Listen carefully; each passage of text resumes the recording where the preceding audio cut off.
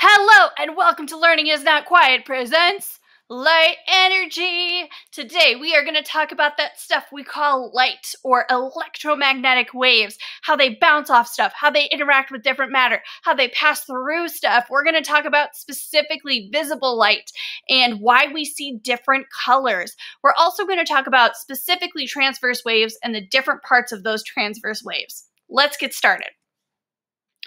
Brief housekeeping note: if you are a teacher or a parent and would like access to the worksheet or activities that go along with this particular video because you found this on YouTube, links are in the description. For students, note that any words that are in all capital letters, these are usually extra important to pay attention to.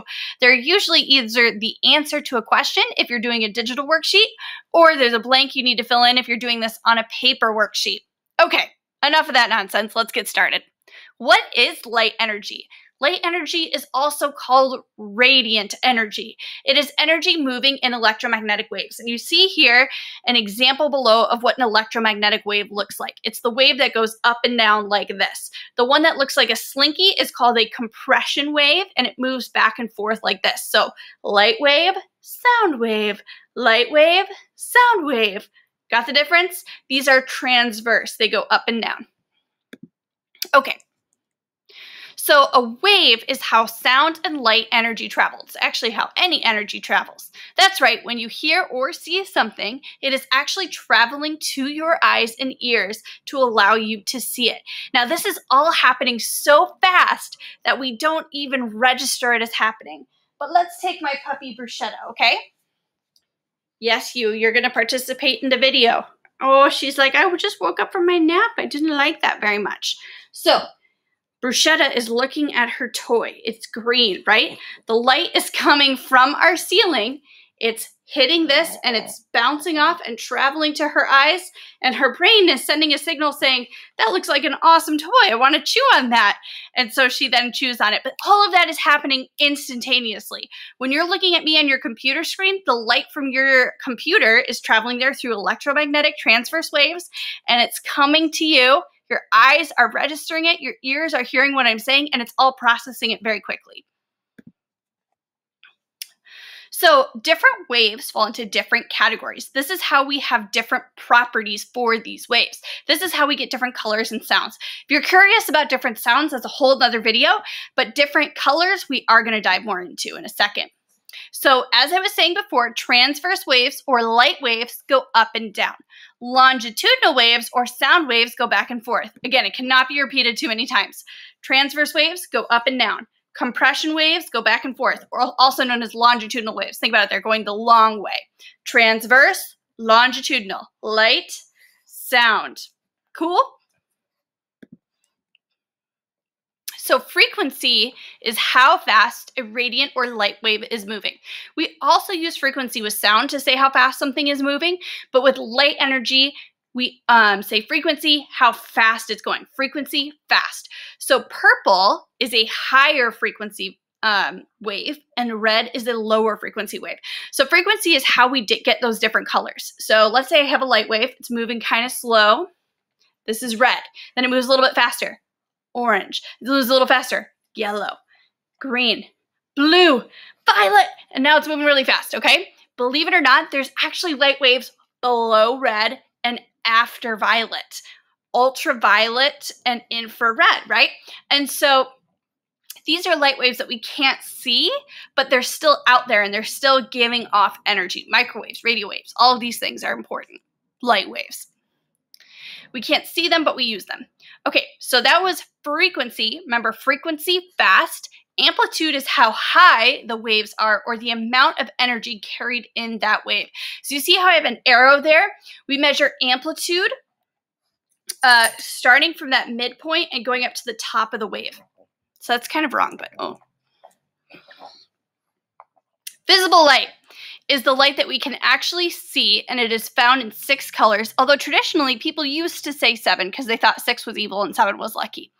Interpret it how you'd like, but we remember them as Roy G. Biv. Red, orange, yellow, green, blue, indigo, violet. Red is the lowest frequency, purple is the highest frequency. Let me repeat that again. Red is the lowest frequency, Purple is the highest frequency. Red, purple, and everything else is somewhere in between, getting progressively faster and faster. White light is actually a combination of all colors of visible light. So when you're looking at this white computer screen, it's actually all the colors of light hitting your eyes. Black coloring is the absorption of all light waves by a substance. So the areas of your computer screen that you're seeing is black.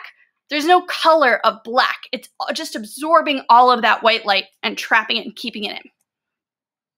All right, prisms are also an important thing to know about light energy, and especially with visible light. Prisms break up that white light into its many colors, like raindrops in a rainbow. That's how we get rainbows, right?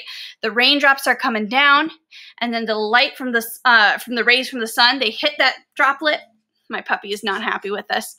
They hit that droplet, and then they refract it or break it up into its different wavelengths, and that's how we get beautiful rainbows.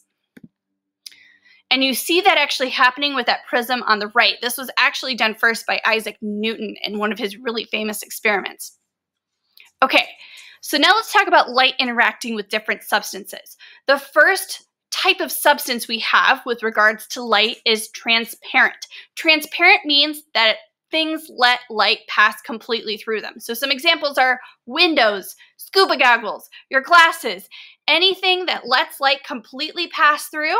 Transparent, just like my glasses, right? I can see through them, therefore they're transparent. Next, we have translucent. This means that the substance lets some light pass through it, and it transmits the light waves, but blurs them or changes them in some way on the other side. A really popular example of translucent, and I know that I have here sunglasses, right? Because they let in some light, but they block a lot of it. That's the entire purpose and definition of a sunglass. So I have those as examples here, but the one I really like is if your shower has a door that's kind of blurred, or you've ever been in like a public bathroom that has that kind of foggy glass, that's a really good mental picture of translucent. It lets some light in, but not all of the light in. And finally, for our three materials, we have transparent, translucent, and opaque. So opaque means the substance doesn't let any light through. Let's just kind of recap. Transparent lets all the light through. Translucent, some of the light through. Opaque, blocks it in its tracks. So then, once we talk about substances, there are actually three light interactions. The first is reflection. Reflection, as you see with that mirror on the left, and mirrors are a great mental image for reflection. It's when light bounces off of a substance. And so that's why mirrors give us that exact image of ourselves or whatever is in the background, is because that light is reflecting. It's bouncing off that surface. The next way it can interact is with refraction. This is when light bends as it passes through something. Again, notice how I said that before with the rainbows, right? It's bending that light into its different colors. I also like to think of binoculars with refraction, right? The reason things look bigger or smaller, if you look through it the wrong way, with binoculars is because it's bending it. The other classic example is if you take a cup of water and you put a pencil through it, and you know how that pencil looks broken? That's an example of refraction.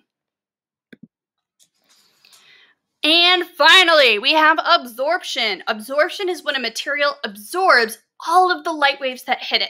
When I think absorption, I think of the black coloring that something has, because black color absorbs all light.